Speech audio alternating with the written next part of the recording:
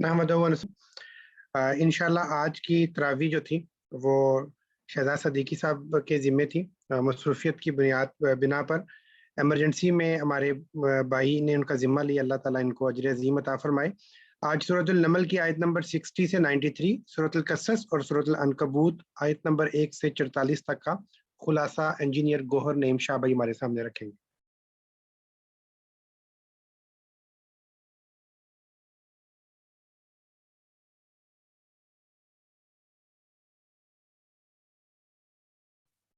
Mic खोल लें गौर भाई, आपका माइक ऑफ है, माइक ऑन कर लें। औज़ु बिल्लाहि मिनश शैतानिर रजीम, बिस्मिल्लाहिर रहमानिर रहीम।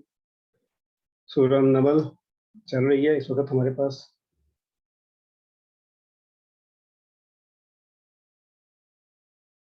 और हम आयत नंबर 60 से ये आयत आती हैं 60, 61, 62, 63 और 64, जिसमें अल्लाह ताला पूछते हैं कि अल्लाह के सिवा अल्लाह के साथ कोई और मबूद भी हो सकता है? आ इलाहुम अल्लाह वल कौमुहुम बल हुम कौमुन यादिलून बल अक्सरहुम ला यअलमून कलीलन मा तज़क्करून क़ाल अल्लाहु अम्मा युश्रिकून कुल हातु बुरहानकुम इन कुंतुम सादिक़ीन। यहाँ पे अल्लाह ने मिसालें पेश की कि अल्लाह के सिवा भी ये काम किया जा सकता है। और अल्लाह ने यहाँ पे तख्लीक इंसानियत की, अल्लाह ने यहाँ पे कायनात की, अल्लाह की आयात की मिसालें पेश की कि ये इतने बड़े बड़े मामलात हैं, ये कोई और कर ही नहीं सकता, किसी के लिए मुमकिन ही नहीं है। एक 5, 6, 10, 15, 20 फुट का इंसान भी अगर मौजूद हो इस दुनिया में, चाहे 100 फुट का भी मौजूद हो, तो वो किसी भी सूरत से वो ये ताकत नहीं रखता कि वो आसमान बना ले या ज़मीन बना ले या वो दरियाओं के दरिया चला दे। ये कुछ भी नहीं है, इनमें से कोई भी चीज़ मुमकिन नहीं है। और ये अल्लाह के साथ कोई इस तरह का मबूद मुमकिन ही नहीं है। और अल्लाह फरमाते हैं कि ये वजह क्या है, क्योंकि ये लोग बहक रहे हैं। असल वजह ये है कि ये लोग आखिरत के बारे में शक में मुब्तला हैं, और इसी वजह से ये ऊट पटांग किस्म की मिसालें देते हैं कि क्या हम दोबारा पैदा हो जाएंगे, क्या ये मुमकिन है कि ये इंसान जिस वक्त मर चुके हुए हैं और ये बिल्कुल ख़त्म हो जाएं और इनकी हड्डियां गल सड़ जाएं, क्या ये दोबारा आ जाएंगे? वक़ालल्लज़ीना कफ़रू अइज़ा कुन्ना तुराबा व आबाउना इन्नना लमुख़रजून, कि हम सारे मिट्टी हो जाएं, हमारे माँ-बाप और अजदाद जो हैं वो क्या बाहर निकल आएंगे? क्या ये मुमकिन है? हम तो सारे मिट्टी में मिलके ख़त्म हो जाएंगे, वो लोग भी ख़त्म हो चुके हैं, उनकी हड्डियां भी नहीं मिलती। और बात तो सही है, किसी की पुरानी कब्र खोदें तो नहीं मिलती। हालांकि आज हम देखते हैं तो पुरानी कब्रों में से हड्डियां भी मिल जाती हैं, ये सब कुछ भी होता है। लेकिन बहरहाल ये अल्लाह की अपनी एक हिकमत है कि किसी जगह पे मिट्टी ऐसी होगी जो लाश को बिल्कुल ख़त्म कर देगी, हड्डी को भी ख़त्म कर देगी। किसी जगह पे ऐसी मिट्टी होगी कि वहाँ पे लोग महफूज रहेंगे, लाशें महफूज रहेंगी। लेकिन ये जो दलील है कि क्या इस वजह से हम आखिरत में आ सकेंगे या नहीं आ सकेंगे, तो अल्लाह ताला फरमाते हैं कि ये तो कोई ऐसी बात नहीं। जिसने पहले एक मतलब इस कायनात को तख्लीक किया, इसका इब्दा किया, ये इब्दा का मामला में इंशाल्लाह आगे जाके पढ़ लेंगे, तो उसके लिए ये कोई मुश्किल नहीं है कि वो दोबारा इस कायनात को बनाए या दोबारा इस कायनात की किसी भी चीज़ को बनाए। और वैसे भी हमें समझना चाहिए कि पहली दफ़ा बनाना थोड़ा-सा मुश्किल होता होगा। अल्लाह के लिए तो बहरहाल वो भी मुश्किल नहीं है। लेकिन दूसरी दफ़ा बनाना तो कोई बात ही नहीं है, अगर ख़ास तौर पे एक मरतबा का तजुर्बा हो चुका। और फिर अल्लाह फरमाते हैं वइन्ना रब्बका लज़ू फ़ज़लिन अलन नासी वलाकिन्न अक्सरहुम ला यशकुरून। और ये जो अल्लाह ने हिदायत यहाँ पे मुकर्रर की है, लोगों को मिसालें दी जा रही हैं, कायनात की मिसालें दी जा रही हैं, और नबी सल्लल्लाहु अलैहि वसल्लम को कुरान और वही नाज़िल फरमाई जा रही है। अल्लाह कहते हैं कि ये तो अल्लाह का फ़ज़ल है लोगों के ऊपर। अल्लाह का फ़ज़ल है, अल्लाह रास्ता दिखा रहे हैं। अगर अल्लाह अपना ये फ़ज़ल ना करते तो ये लोग तो बिन देखे ही जहन्नुम में चले जाते। और ख़ास तौर पे वो लोग कि जिनके ऊपर वही आ रही थी, मक्का के लोग, और ख़ास तौर पे वो हम लोग जिनको कि ये हिदायत की किताब मिल चुकी है। अगर हम इसको नहीं पढ़ेंगे तो हम बिल्कुल वैसे कि वैसे हमारा बिहेवियर रह जाएगा जैसे कि कुफ़ार मक्का का बिहेवियर। तो उस सूरत में हमारे साथ अंजाम, अल्लाह हम पे रहम फरमाए, हमारी मग़फ़िरत फरमाए, हमारा अंजाम बहुत मुश्किल भी हो सकता है। और फिर अल्लाह फरमाते हैं कि राह हिदायत मिलेगी कैसे? फतवक्कल अल्लाह इन्नका अलल हक़्क़िल मुबीन। अल्लाह नबी सल्लल्लाहु अलैहि वसल्लम से फरमाते हैं कि आप हक़ पे हैं, बिल्कुल बैयन हक़ पे हैं, आप अल्लाह के ऊपर तवक्कल करें। लेकिन आप तक का तवक्कल जो है वो हमारे लिए मशअल राह है बहैसियत उम्मत, कि अल्लाह के नबी सल्लल्लाहु अलैहि वसल्लम ने वही लोगों तक पहुँचा दी, कुरान मजीद महफूज फरमा दिया, हम तक सब अल्लाह के नबी सल्लल्लाहु अलैहि वसल्लम की सुन्नत मौजूद है। अब उसी चीज़ को हम लेकर आगे चलेंगे तो भी हमें फ़ायदा होगा, तो हम भी अल्लाह के ऊपर तवक्कल करके आगे बढ़ सकते हैं। लेकिन हिदायत के लिए जो हिदायत का तालिब हो, उसका रवैया क्या हो सकता है? वो सुनना हो, उसने समझना हो, तो ही उसको हिदायत मिलेगी। اس کے اندر کوئی سماعت کی اور بصارت کی کوئی رمق باقی ہوگی تو اس کو ہدایت ملے گی. لیکن اگر اس کا رویہ یہ ہو جس وقت ہم ایسے آیت نمبر 80 میں پڑھ رہے ہیں انک لا تسمع الموتى ولا تسمع الصم الدعاء اذا ولوا مدبرین، کہ نہ تو آپ مرے ہوئے کو سنا سکتے ہیں، نہ ایسے شخص کو سنا سکتے ہیں کہ جس کو پکارا جائے اور وہ منہ پھیر کے چلا جائے. کیا ممکن ہے کہ ہم کسی ایسے شخص کو جس کو ہم بتا رہے ہوں، ایک بات سمجھا رہے ہوں اور وہ اٹھ کے چلا جائے؟ بہت غصہ آتا ہے، بہت نامناسب لگتا ہے.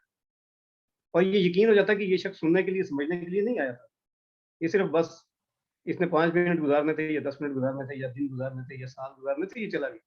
اور یہ زندگی ہے پوری جس کے بعد کے فیصلہ ہونا ہے کہ جنت یا جہنم، اور اس کے بعد کی زندگی جو ہے وہ ختم نہیں ہوتی. وما انت بہاد العمی عن ضلالت، تو آپ اندھے کو جبکہ وہ گمراہی میں پڑے ہو تو آپ اس کو کہاں سے ہدایت دیں گے؟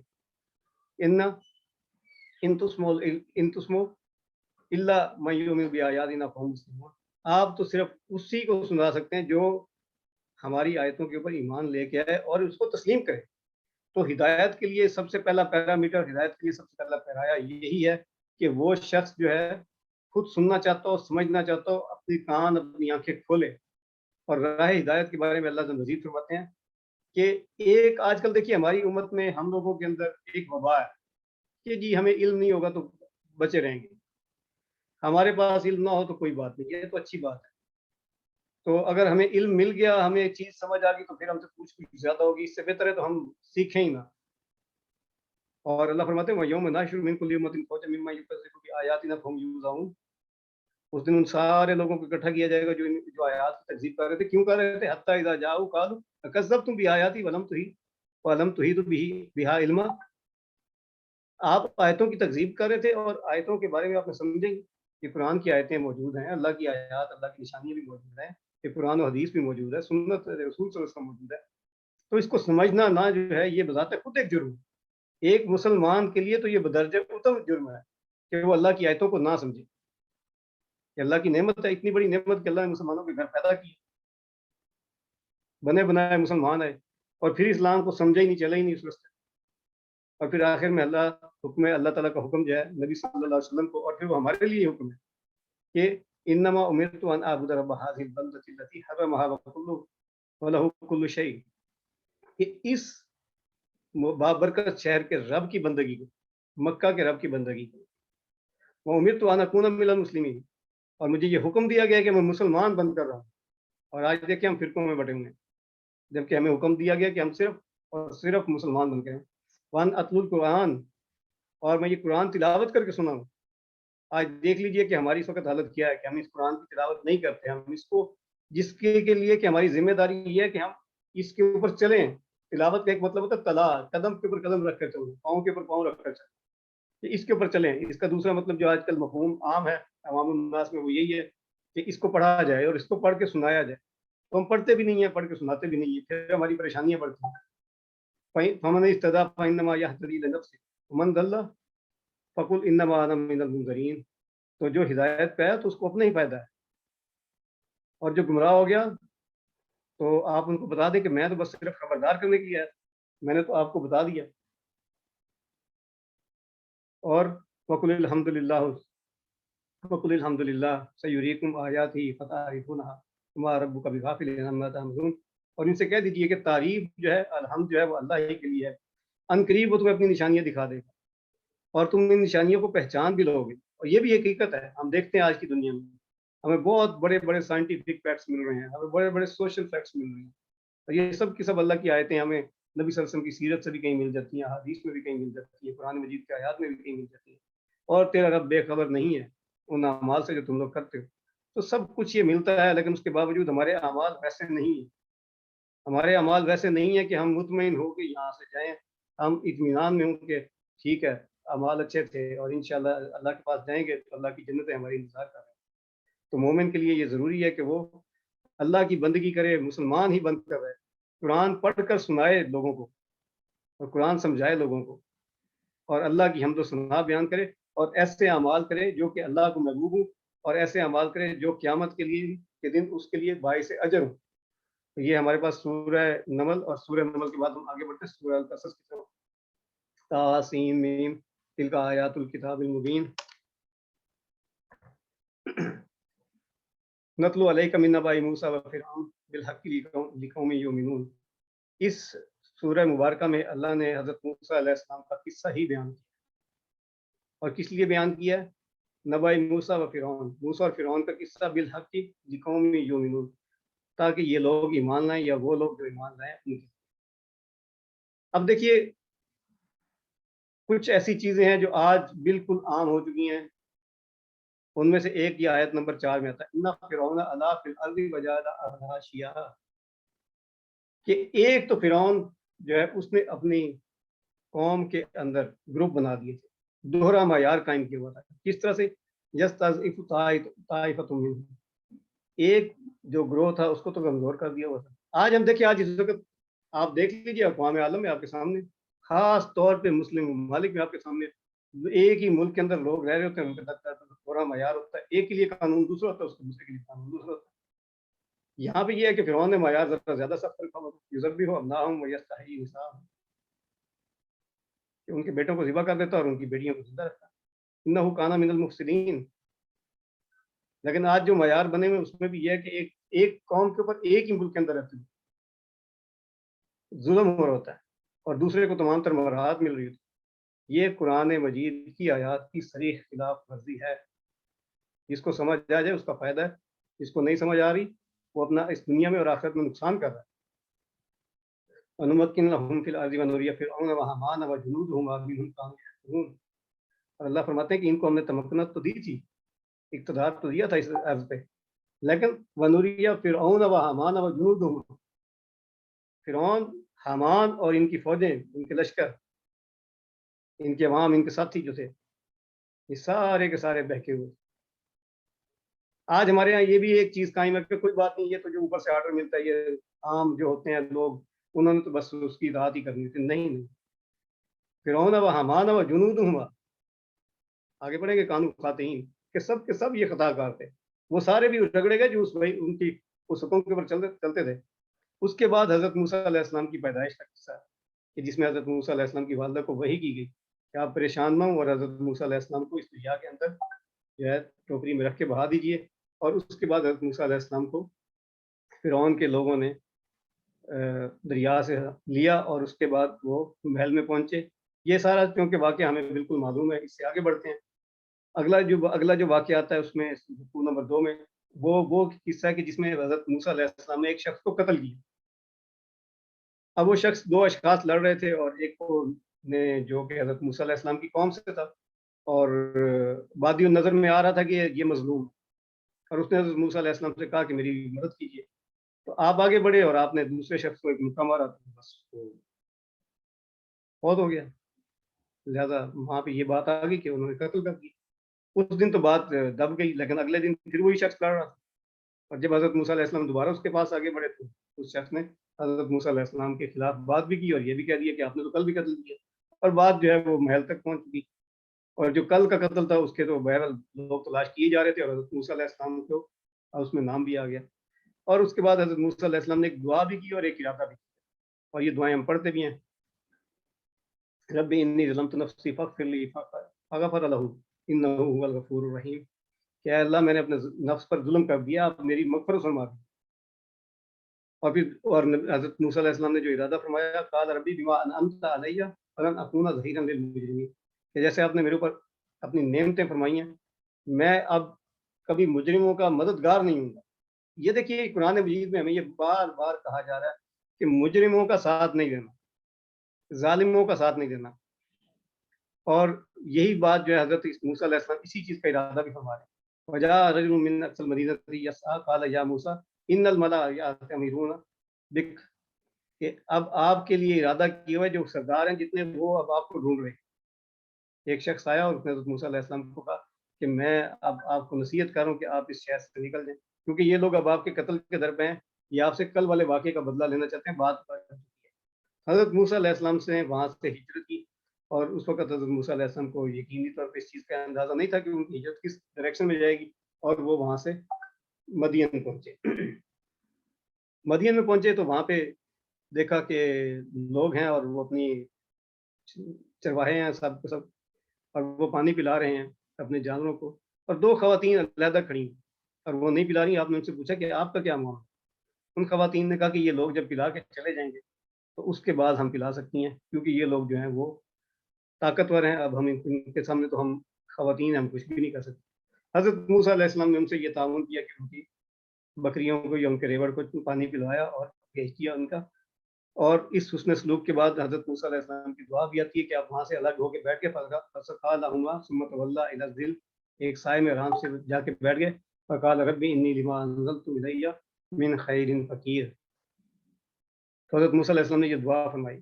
اور اس کے بعد ان وہ خواتین جو ہیں وہیں حضرت موسیٰ علیہ السلام سے کہا کہ آپ, ہمارے والد صاحب آپ سے ملنا چاہتے ہیں. اور حضرت موسیٰ علیہ السلام کو وہاں لے گئی, اور جو وہاں پہ حضرت موسیٰ علیہ السلام کے ساتھ بات چیت ہوئی اور سب معاملہ وہاں پہ ذکر کیا, اور ان خواتین نے یہ بتایا کہ ہم نے ان کو بہت امانت دار اور قوی اور طاقتور ہم نے ان کو پایا.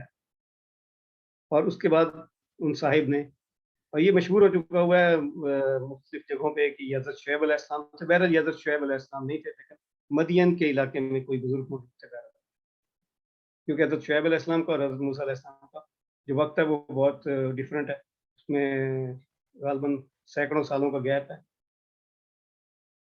تو اس کے بعد حضرت موسیٰ علیہ السلام کے ساتھ انہوں نے معاہدہ فرمایا اور کہا, تو فرمایا قال انی اريد ان انکحک احدی ابنتی ہاتین علی ان تاجرنی ثمانیہ حجج, کہ میں یہ چاہتا ہوں کہ 8 سال کے لیے آپ میرے پاس رہیں اور میں اپنی ایک بیٹی کا آپ کے ساتھ جو نکاح کر دیتا ہوں. اور حضرت موسیٰ علیہ السلام نے اس کو تسلیم فرمایا.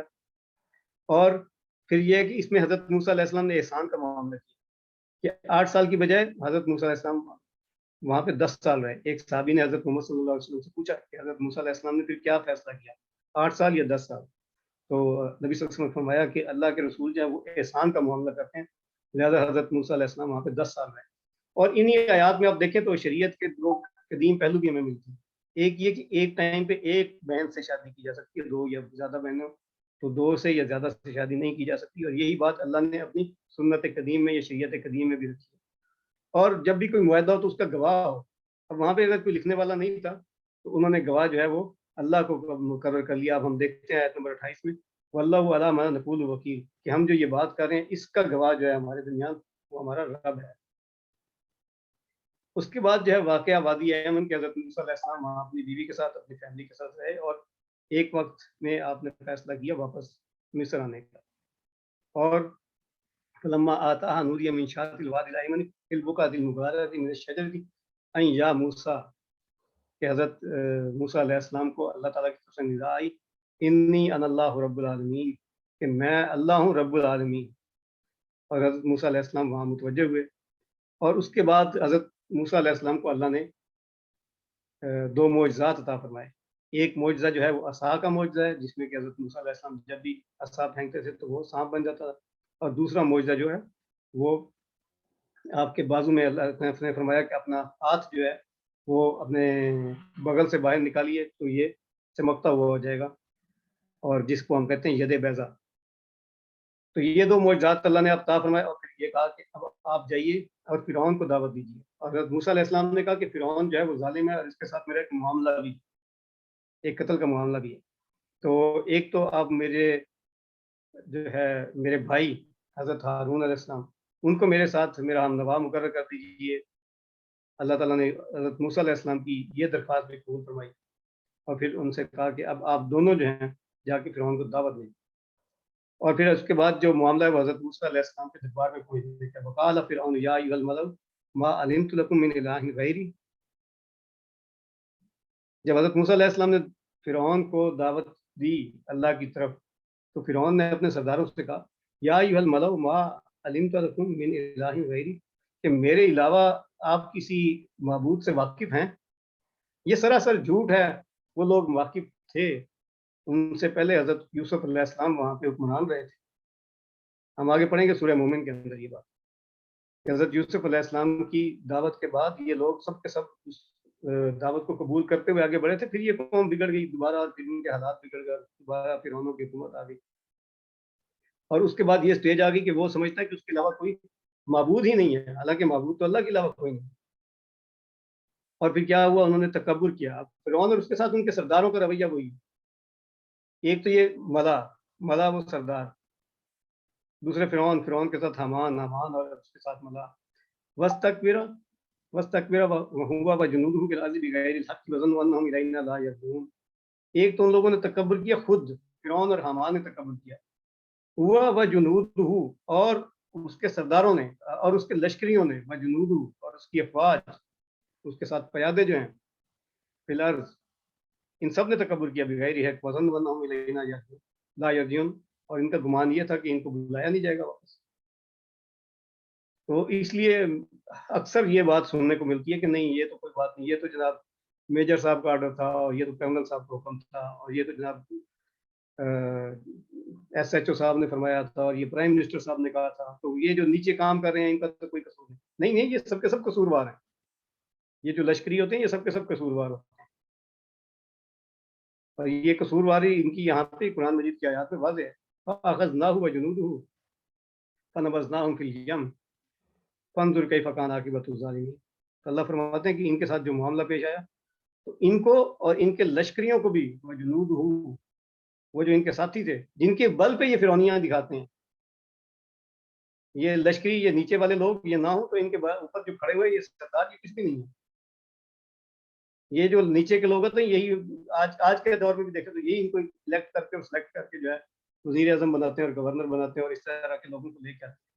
فَأَخَذْنَاهُ وَجُنُودُهُ فَنَبَذْنَاهُمْ فِي الْيَمِّ. اللہ کہتے ہیں کہ ان کو اور ان کے لشکریوں کو پکڑا اور ان کو غرق کر دیا پانی کے اندر. فَانظُرْ كَيْفَ كَانَ عَاقِبَةُ الظَّالِمِينَ. دیکھیے کیا انجام ہوا ان لوگوں کا، ظالم.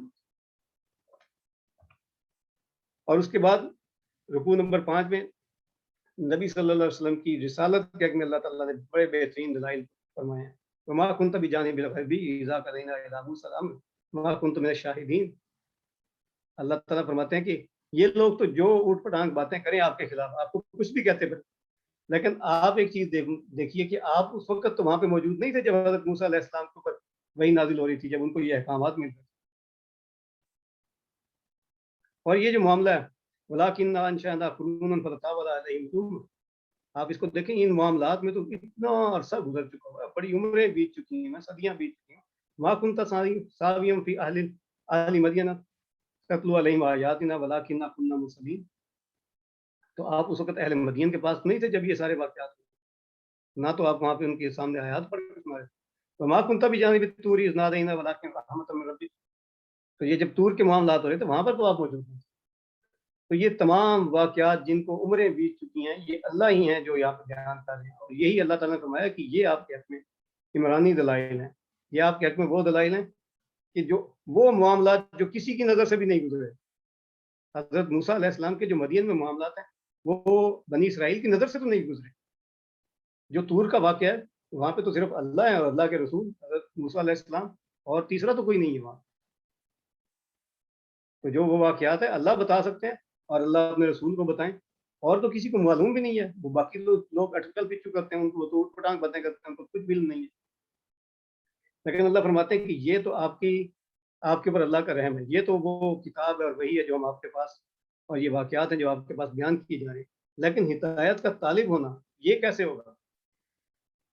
اور فرماتے ہیں کہ یہ جو اہل کتاب ہیں وَإِذَا يُتْلَىٰ عَلَيْهِمْ قَالُوا آمَنَّا بِهِ إِنَّهُ الْحَقُّ مِن رَّبِّنَا إِنَّا كُنَّا مِن قَبْلِهِ مُسْلِمِينَ. اہل کتاب جب ان کے پاس ایمان پیش کیا جاتا ہے، ان کے پاس یہ دین پیش کیا جاتا ہے، تو وہ اس کو قبول کرتے ہیں اور وہ کہتے ہیں ہم تو پہلے بھی مسلمان تھے. کیوں؟ کیونکہ وہ پہلے بھی نیکی کے راستے پر چل رہے تھے. اولئک یؤتون اجرهم مرتين بما صبروا ويدرؤون بالحسنة السيئة ومما رزقناهم ينفقون. تو اللہ فرماتے ہیں کہ ان کو دوہرا اجر ملے گا. یہی بات ہم پیچھے سورہ آل عمران میں بھی پڑھ کے آئے ہیں کہ اہل کتاب اگر ایمان لے کے آتے ہیں تو ان کو دوہرا اجر ملے گا.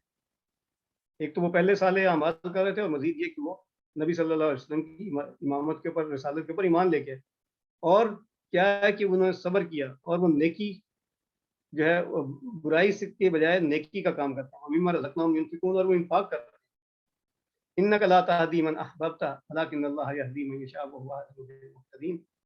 اور ایک ایسا معاملہ جو آج ہم اپنی زندگی میں اکثر دیکھتے ہیں، ہم چاہتے ہیں کہ فلاں ہمارے عزیز اقارب ہیں، ہمارے کولیگز ہیں، ہمارے ساتھ جابز کر رہے ہیں لوگ، یہ اسلام قبول کر لیں.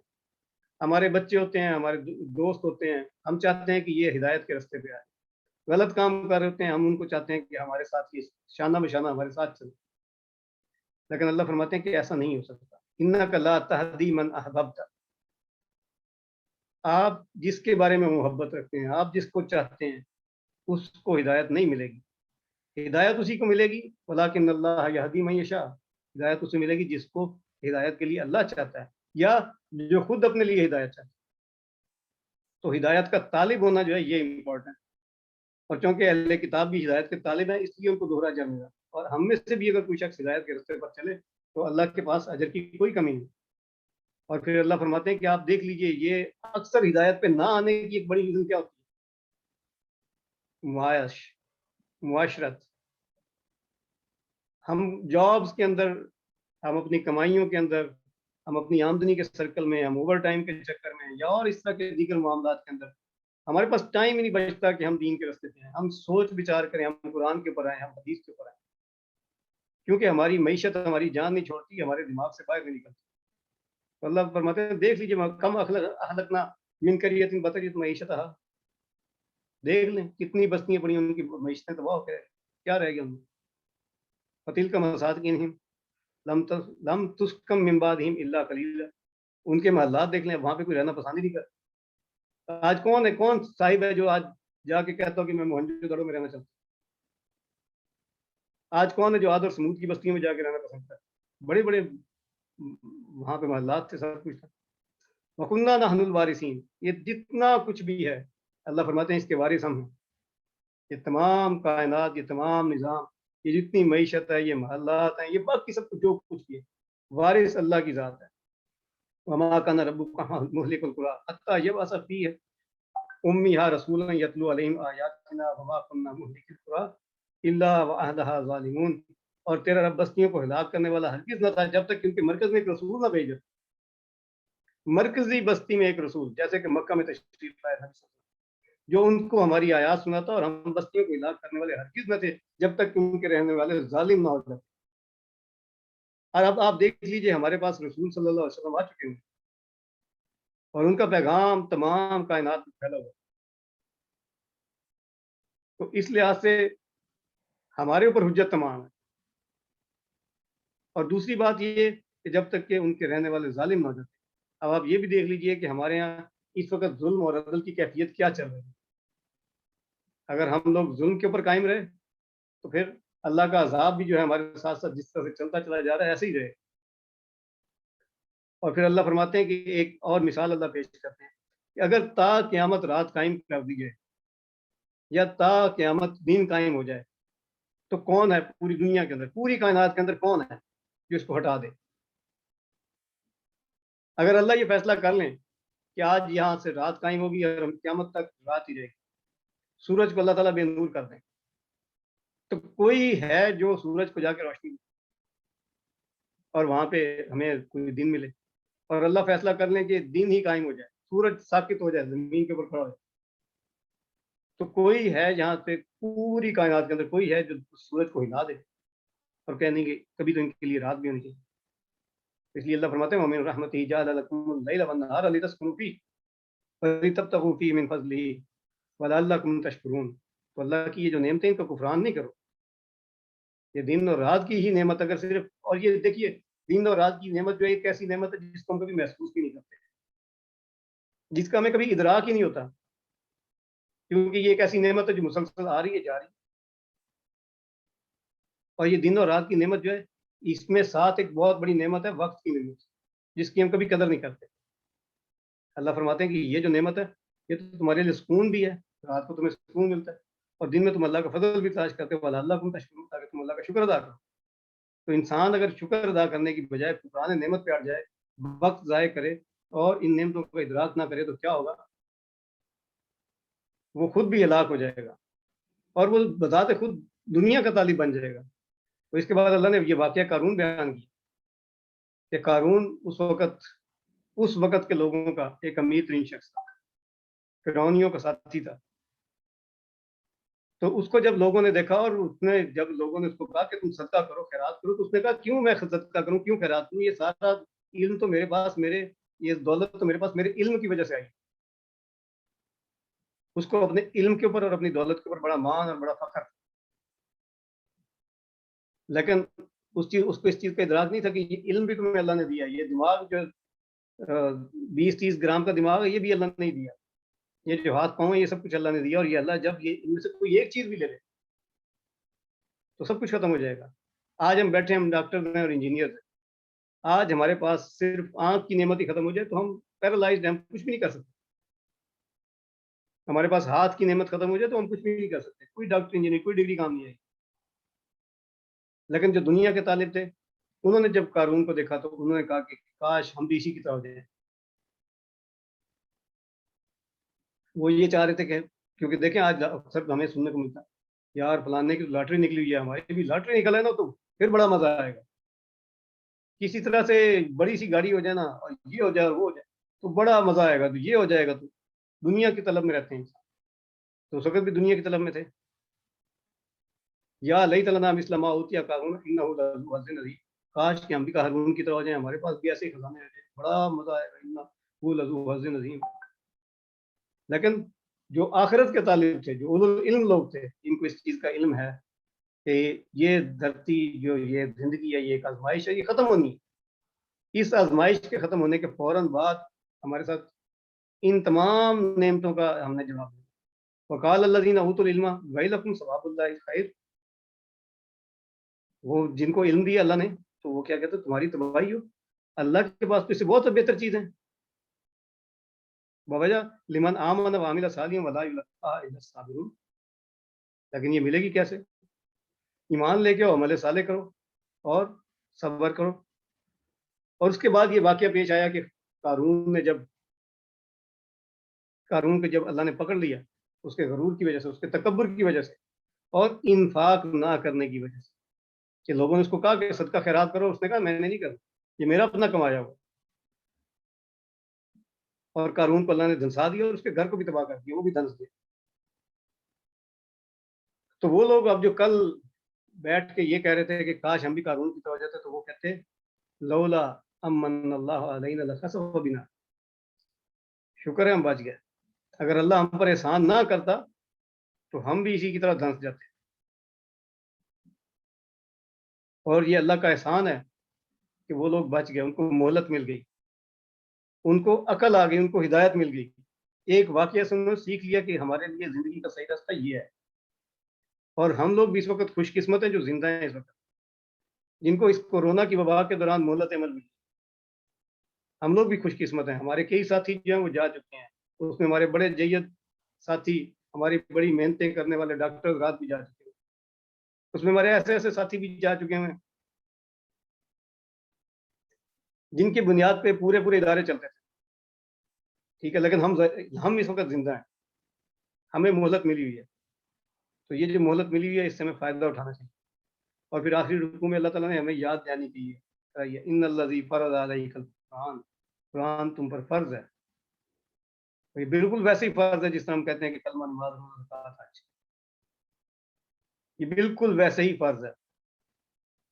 اور پھر اللہ نے نبی صلی اللہ علیہ وسلم کی تائید فرمائی ہے, ان کی رسالت کی تائید فرمائی ہے کہ آپ کا انجام جو ہے وہ بہترین انجام ہے.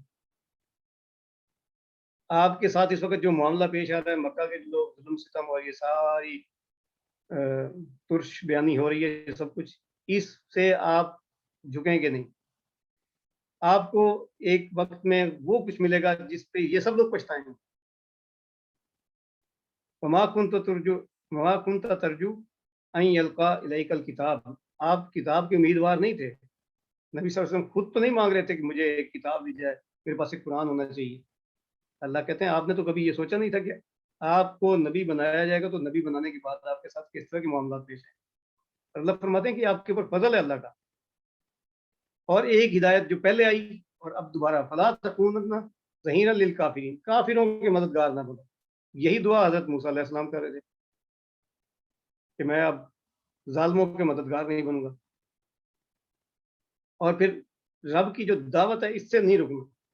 یہ اللہ کا قرآن جو ہے اس کو پہنچانا ہے, فرض ہے نا, ایک چیز فرض ہے تو اس کو پھیلانا ہے. اس میں فرض ہی ہے کہ اس کو پڑھا جائے, اس کو لوگوں کو بتایا جائے, اس کے اوپر عمل درآمد کیا جائے, اس کے اوپر عمل درآمد کرایا جائے, اس کو نافذ کیا جائے, اس کو بطور قانون لیا جائے, اس کو بطور ریاست لیا جائے, اس کو بطور سیاست لیا جائے. اور پھر اللہ فرماتے ہیں وَدْعُ إِلَىٰ رَبِّكَ وَلَا تَكُونَ مِنَ الْمُشْرِكِينَ، اور اپنے رب کی دعوت کی طرف پکارو اور مشرکوں میں شامل نہ ہو جائے. وَلَا تَدْعُ مَعَ اللَّهِ إِلَٰهًا آخَرَ لَا إِلَٰهَ إِلَّا هُوَ كُلُّ شَيْءٍ خَالِقٌ إِلَّا وَجْهُ لَهُ الْحُكْمُ وَإِلَيْهِ تُرْجَعُونَ. اور اللہ کے سوا ساتھ کسی دوسرے معبود کو نہ پکارو، اس کے سوا کوئی معبود نہیں ہے، ہر چیز ہلاک ہو جانے والی ہے سوائے اس کی ذات کے. فرمان روائی اسی کی ہے اور اسی کی طرف تم سب پلٹائے جاؤ. تو اس بات کے اوپر، اس ہدایت کے اوپر ہمارے لیے جو یہ ہدایت ہے کہ قرآن کو ہم پکڑیں اور کافروں کے مددگار نہ ہوں اور مشرکوں میں کبھی بھی شامل نہ ہوں، اور یہ کہ اس قرآن کو لوگوں کے درمیان پھیلائیں. اس کے ساتھ اس سورہ مبارکہ کا اختتام ہوتا ہے اور ہم آگے بڑھتے ہیں. ہمارے پاس سورہ العنکبوت کے 4 رکوع ہیں. یہ ایک مسلسل امتحان ہے یہ زندگی. ہم میں سے اکثر لوگ یہ سمجھتے ہیں کہ ہم بخشے بخشائے ہیں چونکہ ہم مسلمانوں کے گھر پیدا ہو گئے ہیں، لہذا ہمیں ٹینشن لینے کی ضرورت نہیں. ہم چونکہ مسلمانوں کے گھر پیدا ہو گئے ہیں لہذا ہمیں تو چھوٹی جانا نہ. ہم تو بالکل بنی اسرائیل کی طرف ایسے ہی سوچتے ہیں کہ ہم نے تو چند دن کے لیے جہنم میں جانا ہے اور پھر ہمیں نکال کے ایک غوطہ دے کے نکال کے بھیج دیا جائے گا، چلو جنت جاؤ جاؤ عیاشی کرو. کیا ہم سوچیں، کیا ہم واقعی یہی اگر اصول ہو کہ ایک گھر میں ایک شخص پیدا ہو، تو جو آج ہم اپنی سیاست میں باتیں کرتے ہیں کہ جی یہ دیکھیں وہ فلاں گھر میں پیدا ہو گیا تو اس کا یہ حق ہے کہ وہ حکمران بن جائے، ہمیں غلط لگتا ہے نا یہ بات. تو یہ بات بھی غلط ہے کہ یہ ہمارا حق ہے کہ ہم اس گھر میں پیدا ہو گئے لہٰذا ہم جنت میں جائیں گے. حسب الناس ان یترکوا ان یقولوا آمنا وهم لا یفتنون. کیا لوگ یہ سمجھتے ہیں کہ بس انہوں نے یہ کہہ دیا ہم ایمان لے کے تو بس ان کو آزمایا نہیں جائے گا، بس وہ بچ گئے؟ نہیں، ایسا نہیں ہے. اللہ تعالیٰ فرماتے ہیں وَلَقَدْ فَتَنَّا الَّذِينَ مِن قَبْلِهِمْ، اس سے پہلے لوگ جو ہیں ان کو بھی آزمایا گیا ہے. فَلَيَعْلَمَنَّ اللَّهُ الَّذِينَ صَدَقُوا وَلَيَعْلَمَنَّ الْكَاذِبِينَ. ان کو بھی آزمایا گیا، اللہ نے آزمایا کہ ان میں سے سچے کون ہیں اور ان میں سے جھوٹے کون ہیں. منہ سے کہہ دینا، منہ سے کہہ بھی دیا لا الہ تو کیا سے، دل و نگاہ مسلمان نہیں تو کچھ بھی نہیں. منہ سے یہ کہہ دیا کہ جی ہم سچے ہیں اور ہم جناب مسلمان ہیں. تو عبداللہ بن ابی بھی تو یہی کہتا تھا، اس کا نام بھی عبداللہ تھا، اس کے بچے تو صحابی تھے. ہمارے پاس تو وہ والی باتیں بھی نہیں ہیں کرنے کے لیے. تو ہم بخشے بخشائے نہیں ہیں، یہ آزمائش ہے، یہ امتحان ہے. اس امتحان میں سے اپنے آپ کو کامیاب کرانے کے لیے وہ سارے کے سارے پیرامیٹر جو ہیں وہ اچیو کرنے پڑیں گے جو اللہ تعالیٰ نے ہماری زندگی میں رکھے ہیں. اور پھر آیت نمبر 8 میں آتا ہے وَوَصَّيْنَا الْإِنسَانَ بِوَالِدَيْهِ حُسْنًا. اللہ فرماتے ہیں کہ ہم نے یہ انسان کو ہدایت کی ہے، وصیت کی ہے کہ اپنے والدین کے ساتھ بہت اچھا سلوک کرے. لیکن وَإِن جَاهَدَاكَ لِتُشْرِكَ بِمَا لَيْسَ لَكَ بِهِ عِلْمٌ فَلَا تُطِعْهُمَا. لیکن اگر وہ یہ کہیں تم شرک کرو ایسا جس کے تمہیں علم نہ ہو پھر ان کی اطاعت نہیں کرنا. ایک طرف اللہ اچھائی کا حکم دے رہے ہیں، احسان کا حکم دے رہے ہیں، لیکن دوسری طرف اللہ بتا رہے ہیں کہ نہیں، شرک نہیں کرنا، احسان بھی کریں ان کے ساتھ، اپنے سماجی معاملات میں معاشرتی معاملات میں بہت اچھا سلوک کریں، لیکن اللہ کی زندگی اللہ کے معاملے میں بالکل شرک نہیں کرنا. کیونکہ یہ جو زندگی آپ کو اور آپ کے والدین کو دی گئی ہے یہ آزمائش ہے. آپ بھی آزمائے جا رہے ہیں کہ سچا کون ہے اور جھوٹا کون ہے، اور آپ کے والدین بھی آزمائے جا رہے ہیں اور آپ کی اگلی نسلیں بھی آزمائی جائیں گی. الیہ مرجعکم فانبئکم بما کنتم تعملون. کیونکہ آپ سب نے آنا ہے اللہ کی طرف، پھر وہ بتائے گا کیا کرتے رہے. والدین نے بھی آنا ہے، بچوں نے بھی آنا ہے. اور یہاں پہ آیت نمبر 10 اور 11 میں نا ایک بہت امپورٹنٹ معاملہ ہے. بعض اوقات لوگ اپنی خود ساختہ اس طرح کی باتیں گاڑ لیتے ہیں کہ جی دیکھیں فلاں کام کیا تھا نا تو اس کا نقصان پھر یہ ہو گیا، لہذا یہ چیز صحیح نہیں ہے. اس کی مثال یہ ہو کہ ایک شخص کو آپ نے دعوت دین کی، وہ ہدایت کے راستے پہ آنے لگا، تو ہدایت کے راستے پہ آ رہا تھا اور کبھی کسی نے کوئی مار دیا، کوئی نقصان ہو گیا، کوئی ایکسیڈنٹ ہو گیا، تو اس نے خود سے ایک چیز بنا لی، ایک ہوا سا کھڑا کر لیا کہ نہیں یار اس راستے پہ اگر میں چلتا ہوں نا تو نقصان ہوتا ہے، مار بھی پڑتی ہے، ایکسیڈنٹ ہو جاتا ہے اور معاملات ہو جاتے ہیں. اس کا مطلب یہ راستہ ٹھیک نہیں ہے، کوئی اور تلاش. وَمِنَ النَّاسِ مَن يَقُولُ آمَنَّا بِاللَّهِ فَإِذَا أُوذِيَ فِي اللَّهِ جَعَلَ فِتْنَةَ النَّاسِ كَعَذَابِ اللَّهِ. کہ جو لوگ یہ کہتے ہیں کہ ہم ایمان لائے اللہ کے پر، اور جب ہم ان کو اللہ کے راستے میں کوئی تکلیف پہنچتی ہے یا لوگوں سے کوئی تکلیف پہنچتی ہے تو لوگوں سے جو پہنچنے والی تکلیف ہے اس کو وہ لیتے ہیں کا عذاب اللہ، بالکل عذاب اللہ کی طرح لیتے ہیں. وہ سمجھتے ہیں وہ واقعی عام انسانوں کے ساتھ جو مار داڑ لڑائی، آخر یہ تو زندگی کے معاملات ہیں، کسی کے ساتھ کچھ بھی ہو سکتا ہے، ان کو وہ عذاب اللہ کے طور پہ سمجھنا شروع کرتے ہیں. وَلَئِن جَاءَ نَصْرٌ مِّن رَّبِّكَ لَيَقُولُنَّ إِنَّا كُنَّا مَعَكُمْ، اور اللہ کی طرف سے کوئی مدد آ جائے تو وہ آپ کیا جائیں گے کہ ہم تو آپ کے ساتھ. کیونکہ اب تکلیف کوئی نہیں آ رہی نا، اب تو مل رہا ہے، اب تو ریوارڈ مل رہے ہیں. ہاں کوئی تھوڑی سی پریشانی آ جائے تو پھر بھی ہوگا علیہ صلی اللہ علیہ بما فی صدور العالمین، تھوڑی سی پریشانی آئے تو بس پھر وہ ٹوٹ جائیں گے، واپس چلے جائیں گے. اللہ فرماتے ہیں کہ اللہ تم پورے تمام لوگوں کے، تمام عالمین کے دلوں سے واقف نہیں ہے. وَلَا يَعْلَمَنَّ اللَّهُ الَّذِينَ آمَنُوا وَلَا يَعْلَمَنَّ الْمُنَافِقِينَ، اللہ جو ہے وہ ایمان لانے والوں سے بھی واقف ہے اور اللہ منافقین سے بھی واقف ہے کہ جو یہ منافقین چھوٹی چھوٹی باتوں پہ ٹوٹ کے علیحدہ ہو جاتے ہیں. اور پھر اس کے بعد معاملہ آیا کہ اللہ فرماتے ہیں ان تکذبوا فقد کذب امم من قبلکم وما علی الرسول الا البلاغ المبین. اور نبی صلی اللہ علیہ وسلم کو تسلی دے رہے ہیں کہ اگر آپ کو جھٹلاتے ہیں تو اس سے پہلے بھی جو جھٹلاتے ہیں. اور پھر ابداع اور تخلیق کی مثال دی اللہ. ابداع یہ ایک ایسی چیز ہے جس کو پہلی دفعہ تخلیق کیا جائے، جس سے پہلے کچھ موجود نہیں. جیسے یہ کہ تمام کائنات جو ہے اس کا ابداع اللہ نے فرمایا. اور تخلیق تو دوبارہ بھی کی جا سکتی ہے، تیسری مرتبہ بھی، چوتھی مرتبہ بھی کی جا سکتی ہے. تو اللہ فرماتے ہیں کہ ابداع جس نے کیا اللہ نے، جس نے کہ اس تمام مخلوق کو زیرو سے بنایا ہے، اس تمام کائنات کو زیرو سے بنایا ہے، اس کو دوبارہ بھی تخلیق کرنے کے پر قادر ہے. قل سیروا فی الارض فانظروا کیف بدأ الخلق ثم اللہ ینشئ نشأۃ الآخرہ. آپ جا کے زمین میں دیکھ لیں اور اس چیز کا اندازہ لگا لیں کہ جس نے پہلے اس کو بنایا یہ دوبارہ بھی بنا سکتا ہے. ان اللہ علی کل شیء قدیر، وہ ہر چیز کے پر قادر ہے.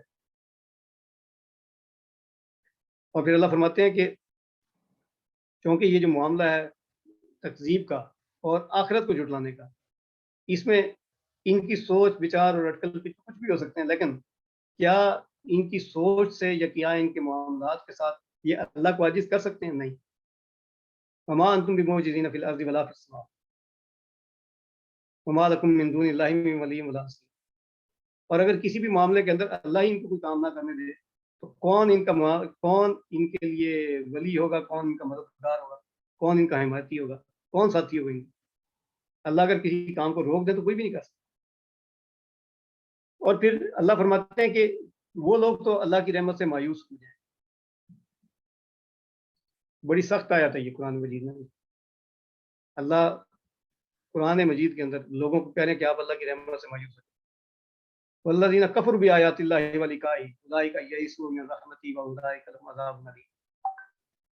وہ لوگ اللہ کی رحمت سے مایوس ہو جائیں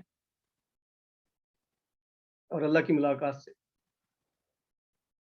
جو کیا کرتے ہیں اللہ کی آیات سے کفر کرتے اور اللہ سے ملنے سے کفر کرتے، وہ اللہ کی رحمت سے مایوس ہو جائیں. وہ اولئک لهم عذاب الیم، اور ان کے لیے بڑا دردناک عذاب، ان کو کوئی فائدہ نہیں ہوگا اس چیز کا. اور پھر اس کے بعد اللہ نے مثالیں دی ہیں نبی صلی اللہ علیہ وسلم کو. حضرت ابراہیم علیہ السلام کی مثال دی ہے کہ جب انہوں نے قوم کو دعوت حق دی اور بتوں کا معاملہ ہوا، فما کان جواب قومی الا ان قالوا اقتلوه او حرقوه، کہ جب انہوں نے دعوت کا معاملہ کیا اور یہ بتوں کا سارا معاملہ ہوا تو قوم نے کیا کہا، قتل کر دو، یہ آگ میں چلا دو. حضرت لوط علیہ السلام کی مثال دی.